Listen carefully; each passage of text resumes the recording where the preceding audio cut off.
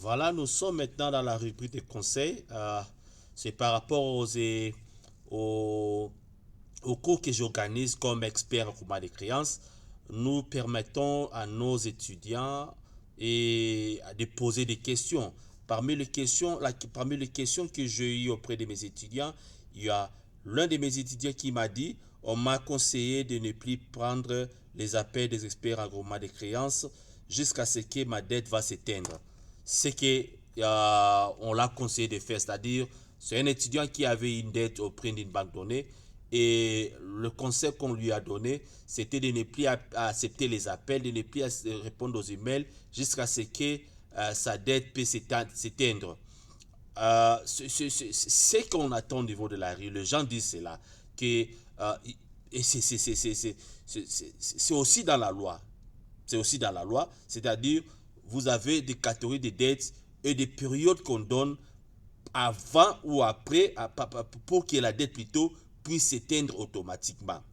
Alors, cela est possible. Vous pouvez essayer un peu de vous éloigner ou de fuir votre responsabilité à ne pas payer la dette. Mais en réalité, vous vous enfoncez au problème. Vous enfoncez plutôt à d'autres problèmes. Parce que la dette X peut s'éteindre.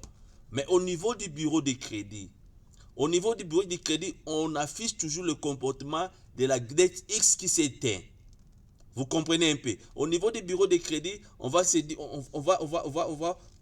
un update d'information en se disant que la dette que M. Y a obtenue auprès de la banque X s'est éteinte. C'est un client douté. Dès que vous vous approchez, parce que vous aurez toujours besoin d'un crédit. Dès que vous approchez d'une autre institution financière pour avoir un crédit, on va vous dire que vous êtes un client douté. Parce que la dette que vous avez contractée au niveau de la banque X ou Y n'était pas honorée ou payée. Moi, je conseillerais plutôt à cet étudiant ou aux gens qui ont des dettes et qui ont des difficultés financières pour faire ou pour honorer leur engagement, de contacter les experts en recouvrement des créances qui ont été légalement reconnus par la loi, de vous contacter, d'entrer en communication avec ces experts en recouvrement des créances et de négocier un paiement, de renégocier un plan de paiement qui va vous permettre de vivre et en même temps de payer votre dette. C'est très important. En lieu et place de fuir votre responsabilité en se cachant et en ne répondant pas aux emails plutôt, et en se disant que après 3 ans, après 4 ans, la dette peut s'éteindre d'elle-même. Oui, cette dette peut s'éteindre, mais en se tenant de cette manière-là, vous n'aurez plus d'options à d'autres crédits. C'est-à-dire la porte sera fermée pour que vous ne puissiez plus avoir des crédits. Votre façon de payer, votre façon de se comporter au niveau des bureaux de crédit, ça va se refléter en se disant que ça c'est un client dangereux, ça c'est un client douté, ne lui donnez plus de dettes. C'est tout simplement ce qu'on va faire de vous et de votre nom au niveau des bureaux de crédit. Donc je conseille à l'étudiant plutôt de prendre langue avec les experts en recouvrement des créances pour négocier un plan de paiement. Merci beaucoup. Et pour notre école, nous organisons des formations professionnelles, et parmi les formations professionnelles que nous organisons, nous avons ce qu'on appelle expert en recouvrement des créances.